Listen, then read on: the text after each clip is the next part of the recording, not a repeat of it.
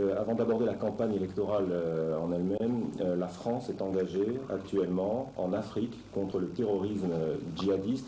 Vous avez appelé au téléphone, je pense, François Hollande. Vous l'avez soutenu.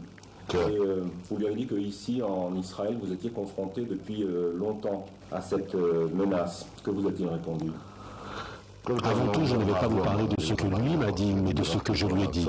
Je l'ai félicité pour la démarche courageuse qu'il a entreprise en envoyant des troupes combattre le terrorisme de l'islamisme radical. Un terrorisme qui menace l'Afrique, en fait, qui menace le monde entier. Je lui ai dit que nous étions confrontés à la même menace et que nous menions la même guerre en permanence depuis plusieurs dizaines d'années. Il y a une différence. La distance géographique entre ce terrorisme et la France est de plusieurs milliers de kilomètres, plusieurs dizaines de milliers de kilomètres, alors que la distance entre ce terrorisme et les villes d'Israël est de quelques centaines de mètres. Par conséquent, j'espère qu'aujourd'hui on comprendra mieux, en France et peut-être ailleurs aussi en Europe, en face de quoi nous nous trouvons et à qui nous sommes confrontés. Et pourquoi nous devons nous tenir ensemble dans cette guerre conjointe contre ce terrorisme qui menace notre culture, notre société, nos valeurs communes.